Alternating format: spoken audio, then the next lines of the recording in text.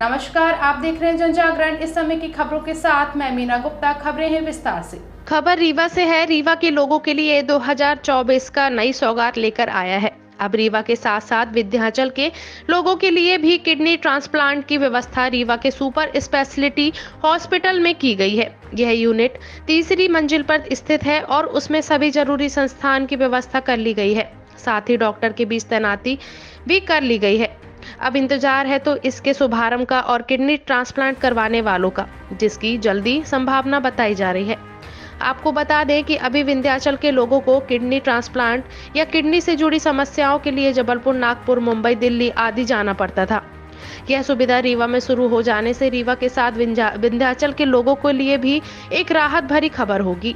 रीवा के लिए super speciality hospital के तीसरी मंजिल में यह यूनिट बनाया गया है, जिसमें 3 डोनर के साथ 3 रिसीवर के रहने के लिए बेड की व्यवस्था की गई है। वहीं 5वीं मंजिल में यूरोलॉजी की एक ओटी किडनी भी ट्रांसप्लांट के लिए तय किया गया है। किडनी ट्रांसप्लांट दिए जाने के बाद अब सिर्फ नया इतिहास रचने की तैयारी है और किडनी ट्रांसप्लांट करने के लिए मरीज का इंतजार भी है। रीवा से अनिल तिवारी की रिपोर्ट। किडनी ट्रांसप्लांट प्रोसीजर के लिए काफ़ी दिनों से आप लोगों की मेहनत चल रही है, कहाँ तक पहुँचे हैं और कब तक ये चालू हो जाएगा? जहाँ तक किडनी ट्रांसप्लांट का प्रश्न है तो नेफ्रोलॉजी और यूरोलॉजी के जो कंसल्टेंट्स हैं पूरी तरह इस दिशा में काम कर रहे हैं और काफ़ी मेहनत कर रहे हैं। हमारी ट्रांसप्लांट से रिलेटेड एक जो प्रिलिमिनरी ट्रेनिंग है वो पूरी हो चुकी है।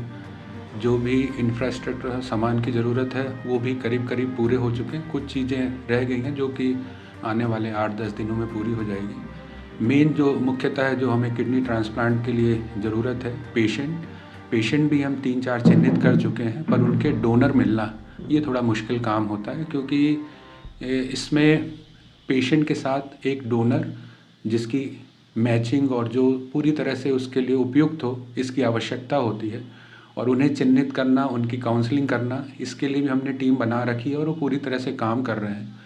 और अगर ईश्वर ने चाहा तो इस नव वर्ष में अगले 1 या 2 महीने के अंदर हम रीवा में पहला रीनल ट्रांसप्लांट कर पाएंगे। अभी सर अपने आसपास कहाँ पे किडनी ट्रांसप्लांट होता है, कितनी फ़ायदा मिलेगा यहाँ पे लोगों को? अभी मध्य प्रदेश में अगर देखा जाए तो भोपाल, इंदौर और जबलपुर यहाँ पे रीनल ट्रांसप्लांट हो रहे हैं। और इसके अलावा जो सरकारी सेटअप में देखा जाए तो ये भी भोपाल, इंदौर और जबलपुर तीनों जगह पे रीनल ट्रांसप्लांट हो चुके हैं। इसके अलावा अगर हम करते हैं तो रीवा चौथा शहर होगा, चौथा ये सेंटर होगा जहाँ पे ये ट्रांसप्लांट हो पाएगा।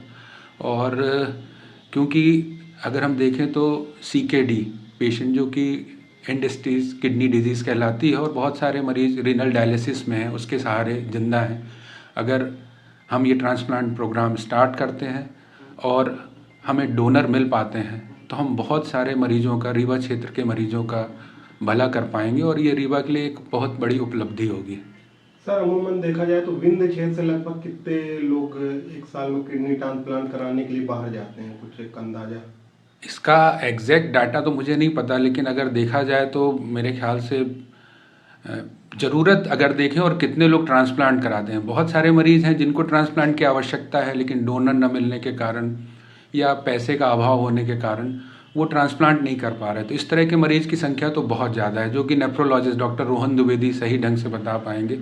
अब कितने पेशेंट जाते हैं इसका एग्जैक्ट डाटा तो नहीं है, लेकिन ये अच्छा नंबर है जो रीवा क्षेत्र के मरीज जो ट्रांसप्लांट बाहर करा रहे हैं। तो अगर हम यहाँ कर पाते हैं और इस प्रोग्राम को हम सही ढंग से चला पाते हैं, सही हमें सपोर्ट मिलता है, तो ये रीवा के मरीजों के लिए एक बहुत बड़ी उनके लिए फैसिलिटी होगी। और इसके करने के लिए हमारी नेफ्रोलॉजी की टीम, हमारी यूरोलॉजी की टीम सभी इसके लिए पूरी तरह से प्रयासरत हैं और ये हम निश्चित इसमें अगले 2-3 महीनों में हम लोग इसको स्टार्ट कर पाएंगे और आशा करते हैं कि ये प्रोग्राम हम लोग सफलतापूर्वक आगे आने वाले वर्षों में भी इसी तरह इसको करते रहें। करा है ये गाँवों तक भेजे जाएंगे। पिछली बार भी किया था, इस बार ये 50,000 कैलेंडर्स गांव-गांव में भगवान राम के। आप सभी को नए वर्ष की बहुत बधाई, बहुत शुभकामनाएं। ईश्वर से प्रार्थना करते हैं कि आने वाला समय सुख समृद्धि लाए, आप लोगों के लिए शुभ हो। आज आप सभी पत्रकार बंधुओं से हमारा मिलना हुआ और आप लोगों का बहुत धन्यवाद, बहुत आभार कि आप सभी आए और नए साल के में ये प्रायोजन किया कि एक भेंट मुलाकात सबसे हो जाए और साथ ही सबसे चर्चा हो जाए कि देश की स्थिति क्या है। जिस तरह से रामचरितमानस को विश्व भर में गोस्वामी तुलसीदास जी ने काशी से निकाला और पूरे विश्व भर में उसको फैलाया, भगवान राम के चरित्र को बताया, उसी प्रकार हमारे प्रधानमंत्री माननीय नरेंद्र मोदी जी भी जो काशी के ही सांसद हैं, वहीं से सांसद हैं, उन्होंने विश्व भर में जिस तरह से भारत का मान बढ़ाया है वह भूतपूर्व है।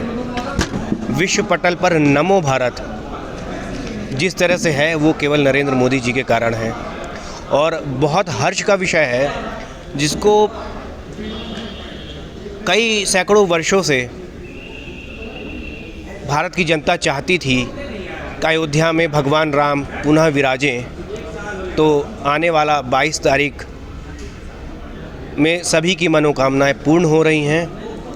भगवान राम अयोध्या में पुनः आ रहे हैं और हमारे प्यारे प्रधानमंत्री जी उनको उनके विग्रह में उनको विराजेंगे, उनकी पूजन करेंगे। सभी साधु संत, देश भर के साधु संत वहाँ पे रहेंगे, वो पूजन करेंगे। तो ये बड़ा हर्ष का विषय है। ये कोई सामान्य घटना नहीं है। जिस तरह से भारत पिछले 10 सालों में आगे बढ़ा है, ईश्वर की भरपूर कृपा जिस पर होगी वही ये सब काम कर सकता है। जिस तरह से धारा 370 हटना, भगवान का मंदिर अयोध्या में बनना,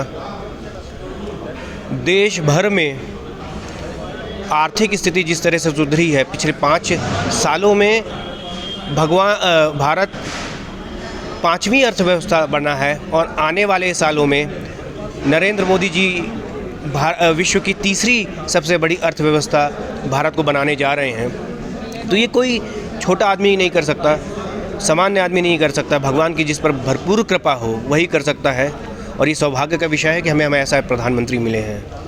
अभी जिस तरह से हमने का प्रयोजन केवल इतना ही था कि नए वर्ष में आप सबसे मिले, आप आए, इसके लिए बहुत धन्यवाद, बहुत बधाई आप सबको।